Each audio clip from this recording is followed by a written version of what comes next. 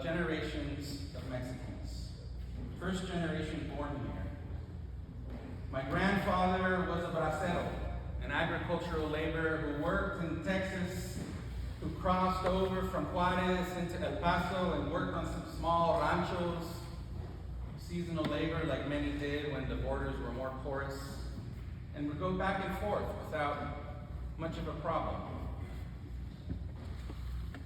My father came from Mexicali, just south of the California-Mexican border, and when he came, he was undocumented, so-called illegal. My mother came from Tijuana, and because of my grandfather's stint, her father, she was born during the time of seasonal labor in Texas, and so she had papers. And so the stories of crossing borders and the bicultural, binational, bilingual realities was just part of my existence. It's always been part of my story, my experience, and that of my community. In fact, I first came into an awareness of the injustice around the issue of immigration and around the disparate treatment of immigrants, especially when I was in high school. Some of you may recall Proposition 187. And that was, at the time, we think that what's happening now has never happened again, but we need to look to history, right? We know that, sadly, there are patterns of these forms of marginalization and exclusion in our history if we turn to the social reality. And so Prop 187 was intended to negate access to all forms of public benefits, including access to public school education for the children of undocumented parents. Health care, hospitals, you name it, emergency care, all of it was intended to be blocked. And it was a real draconian proposition that actually passed by 51%, over 49, was later held to be unconstitutional. But in the midst of all of that, there was an incredible upheaval of protest and rallying, and I as a student, was a part of that. Right? I felt it in my bones and in my body, because many of my classmates were also sons and daughters of immigrant parents, and some of my classmates were in fact undocumented themselves. Many of our parents had different forms of status. We all grew up in mixed status families. That was the reality. And so I became conscientizado, as we say in the Portuguese, made aware of this deep reality, and then I turned to my family story and like, oh wow, there's something here. So this narrative and the need for human dignity and the belief in showing up to stand with members of our community that are most vulnerable and at risk has been with me since I was 15 years old. And so this latest round of what's happening in our communities, the attacks on immigrant workers and families, and the racial profiling that's taking place, the linguistic profiling, right? The profiling by occupation, where if you work in a certain type of work, you are most at risk to being surveilled, apprehended, detained, deported. None of this was new to me, but the very particular brand and the way in which it's taking place in our current life is, right? It just feels different. It feels so much more hateful, so filled with this just vile sense of dehumanization. And it hurts at the heart level. It really hurts. And so when we turn to our scriptures, we seek to find good news. We seek to find a way to move forward as the people of God, to find our way into this loving, life-giving, liberating Jesus, this Christ that walked amongst the most outcast and proclaimed the truth of love, the truth of belonging, the truth of being set free from the chains of oppression, of dehumanization. The gospel today lifts up two different characters in a contrast, right? And we have almost caricatures of a very publicly righteous person in the form of the Pharisee, and a publicly sinful person in the form of the tax collector. But if we pay close attention to the beginning of the gospel, we see that there's a description about holding contempt for others. The issue of seeking to be righteous while also holding contempt for others. And I think that that is a really important part of this passage to focus on and to allow us to re-enter into what Jesus and the scriptures might be trying to teach us today in the here and now. Who here has ever held contempt for someone? Be honest. Be honest. Or thought maybe contempt is a strong word, but thought poorly of someone. I hope to see more hands. Right? Like that moment where you might be driving and you're in traffic and then someone cuts you off. You may be holding contempt for that person. As hard as it might be, right? But in all the jokes aside, there is so much contempt going on in this moment. And it happens for all kinds of reasons, right? Differences of political opinion, differences of socioeconomic status, religion, views on the so-called culture issues, right? Where you stand on certain issues. And we find ourselves in a situation where the attacks on certain members of our community, right?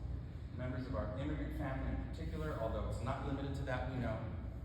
And there are also many attacks on our queer LGBTQ community and conditions around issues of mass incarceration affecting Black and brown members of our community persist, right, and continue.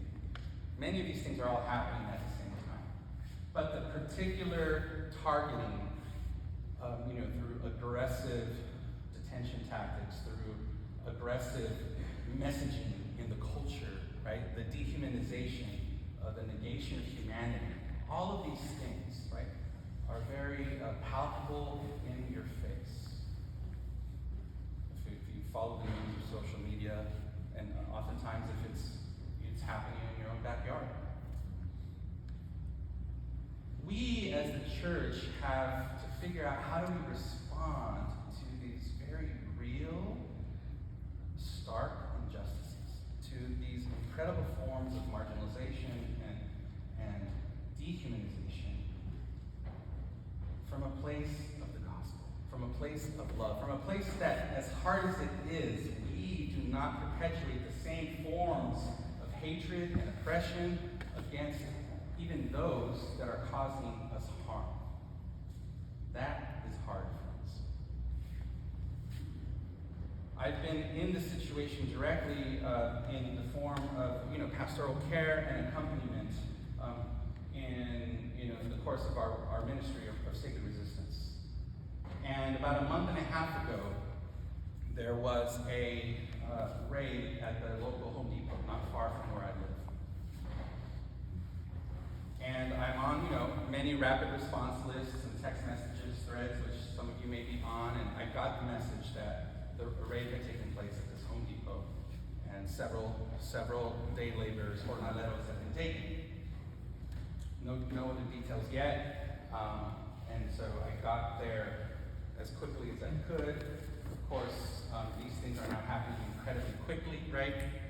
The term that the current director of the California Border Patrol, Greg Bovino, is using is turn and burn. This is the term that he's saying.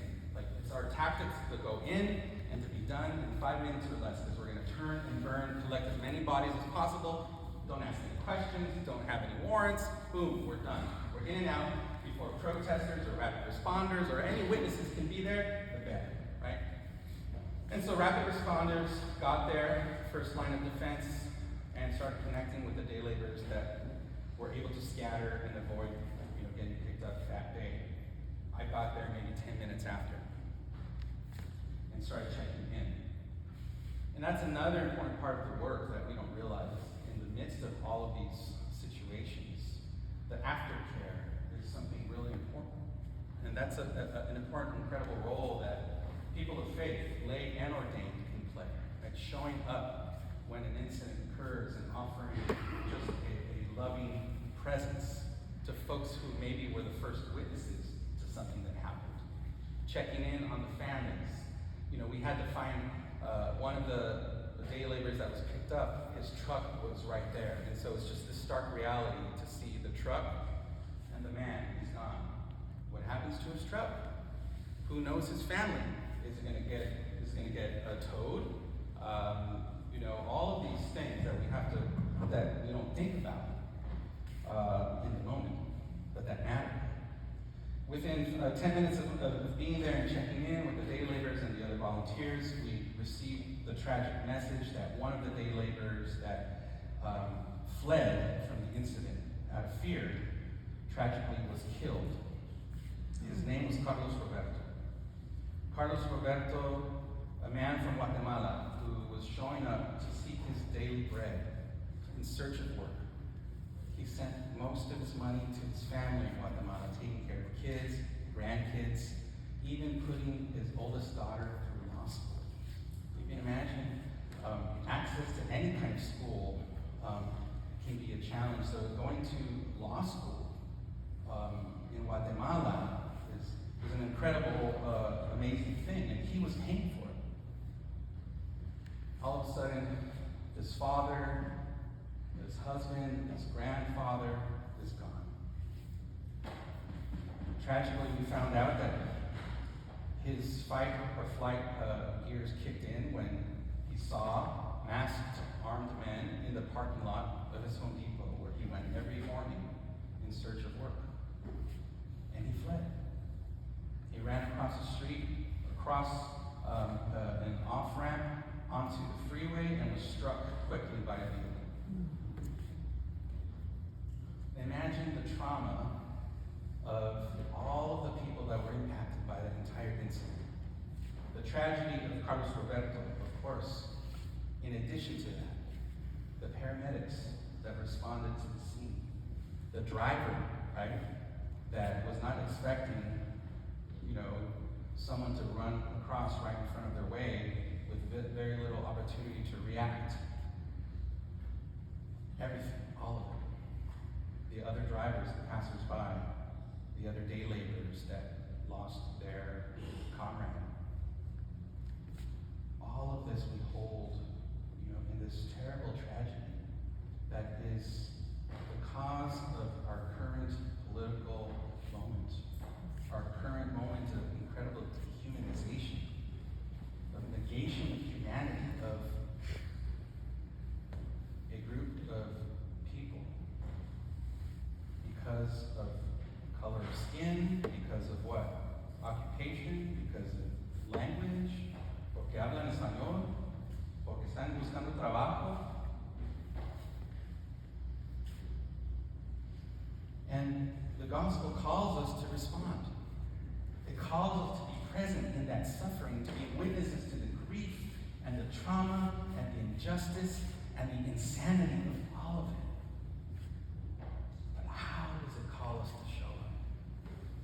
I think today's gospel can help us understand that a little bit, because when we hold people in contempt, even that ICE agent, we fill ourselves with hatred, and we run the risk of perpetuating the same injustices that we're trying to fight. We have to learn the lessons of past movement leaders like Dr. King, like Gandhi, like the Reverend Lawson, who imbued their work with this ethic of nonviolence that is rooted in the love of Jesus. Dr. King taught that nonviolence is like agape love. This love that gives without expecting anything in return. The hardest kind of love. And he described it like this. At the point at which your enemy, right, or your opponent, or your perceived enemy, is on the ground, right, and you are about to achieve some kind of victory over them. You can defeat them in whatever way that means. You can finish them. You refuse to do that, and instead you reach out your hand and you pick them up. That's the ethic of Jesus' love. That's the ethic of a fierce, nonviolent resistance that is needed in this moment to rise above this culture of domination, hatred, exclusion, separation, polarization, all of it. And believe me, I want to be shouting those four-letter words at ICE. Believe me. And there's a certain part of energy that you get out of it, right? You're like so angry, and you want to be like, yes, screw them all. But that's not the ethic of Jesus Christ. That's not the revolutionary love that we're called to in this moment. And if we are the church, if we are to be the church, if we are to proclaim the witness of a life-giving God that liberates us all, it truly needs to mean all. And then we can understand the tragedy of Carlos Roberto in a different light, so that no one else should have to experience what he experienced, so that his death is truly not in vain, and we can also recover some sense of beloved community. We cannot hold contempt for other human beings. We can hold contempt for actions, for ugliness, for behaviors, for the unjust systems that they perpetuate, for the power that they wield mercilessly. But God's mercy extends even to them. This is the work of our life, friends. So as we follow this Jesus, as we seek to proclaim light in the darkness, may we lift up Carlos Roberto. May we stand for him and all others who are in fear in this moment. May we look at those who are perpetuating harm directly in the eye and say, I refuse to hate you. And humanity will win. Love will win. Love and justice together will triumph with God's help. May we do this together. Amen. Amen.